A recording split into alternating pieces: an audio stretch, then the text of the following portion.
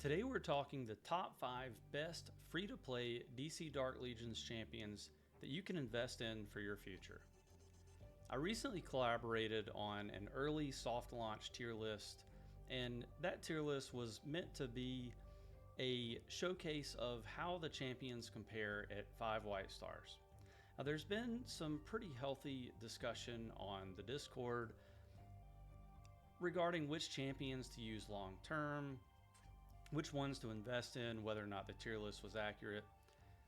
And we've seen some pretty interesting insights, not only on Discord, but also by looking at trends with Combat Cycle and Training Simulator and Meta Brawl.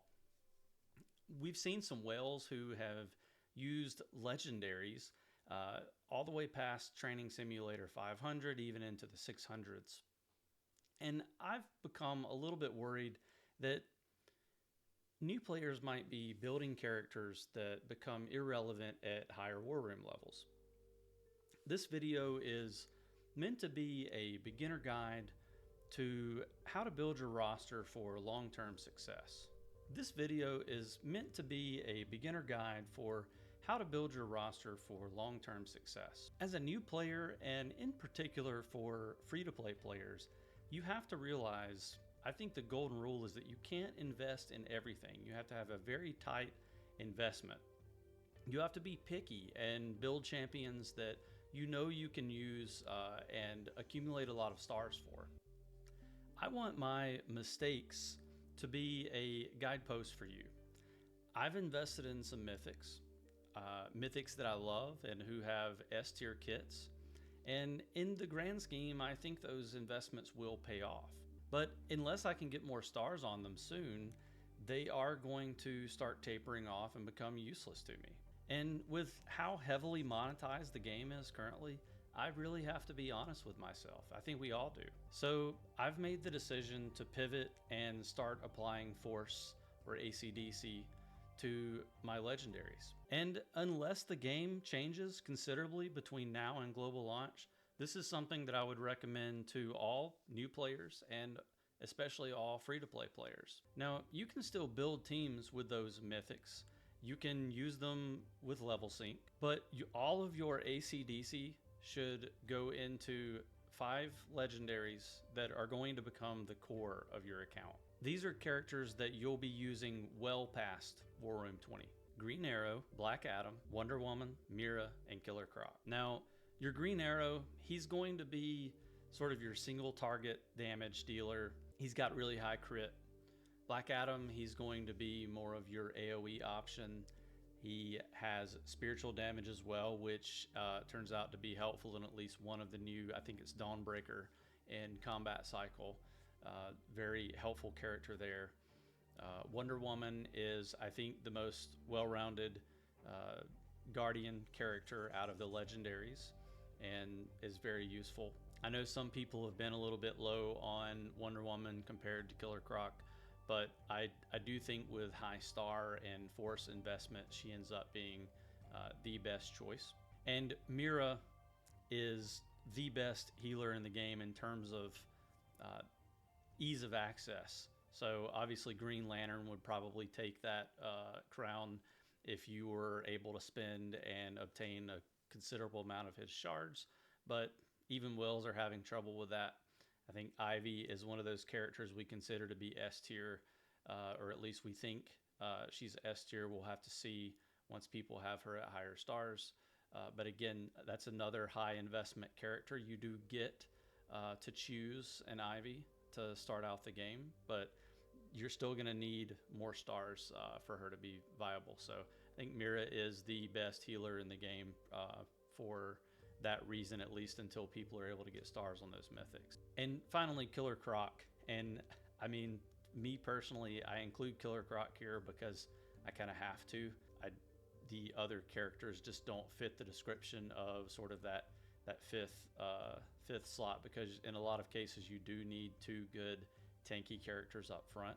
Now, obviously, you could make the argument for maybe Vixen in some situations or maybe Red Hood, but I don't think that they really fit that core mold that you're going to need. And we can take a quick look at all of the characters that I just mentioned.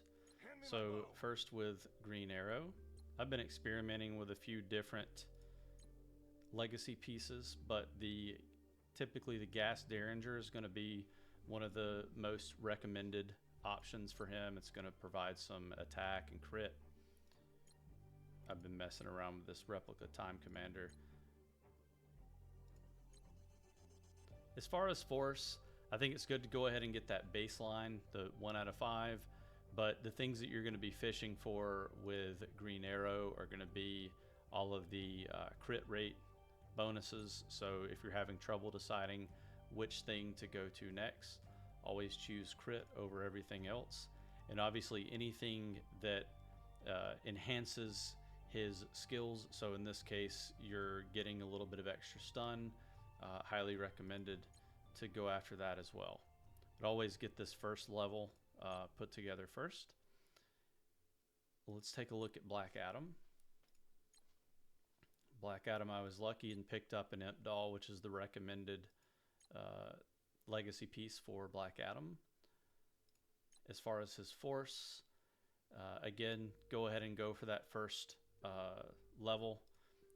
But for him, we're trying to get some of that spiritual penetration because he is a spiritual damage dealer.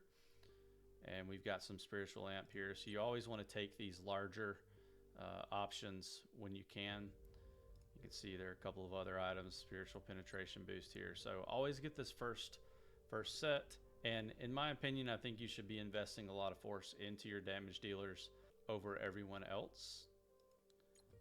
And then obviously you want to have a really good tank. I think for Wonder Woman, this is one that I'm working on the force for eventually. I think she's actually my next project. She's got a couple of things that are going to help her. So again, incapacitate. I keep harping on that, but getting this extra incapacitation is going to be great. Shield up is very important talent for Wonder Woman. And then obviously anything that increases attack. You want to go ahead and get all of these as soon as you can. Anything where you can add more defense to her, that's what you want to do. For Mera, this one you don't necessarily have to take everything on this first level, but the way Mera's kit is designed is she heals based on her attack. So you actually want to try and get as much attack on her as you can. I suppose you could probably go with some sort of legacy piece that provides attack. But in terms of force, you want to be fishing for the items that allow her to do additional attack. So I actually haven't taken this Water of Life for that reason. It just increases Mera's physical defense, and she's going to be a back row character. So if she's getting attacked, you're in trouble. So that's it for Mera, really. Obviously take the healing up or healing over time, like this healing waters is a really good thing for you to take. And then let's see, Killer Croc. Now I am holding off on leveling Killer Croc's force talents or really doing anything with him right now because I have a Superman at 2 blue stars. I'm trying to fish for a couple of more blue stars before his bleed runs out, but at some point it's going to be inevitable for me. I'm gonna have to focus on Killer Croc, I think. So he's gonna be the last one that I work on, but definitely I will be working on him. And again, you're wanting to take all of this first row of talents. You want to get anything physical defense, that's great. Anything that allows him to stay alive longer. This Sewer Strike is really solid. This force talent allows Killer Croc's healing taken up to increase. So really great, especially when Mera's pumping out heals. So that would be the last one that you want to invest in. And you're probably wondering why I left out all of the other 5 legendaries. And you'll find out in my next video. So I'll see you then, or I'll see you on the Discord.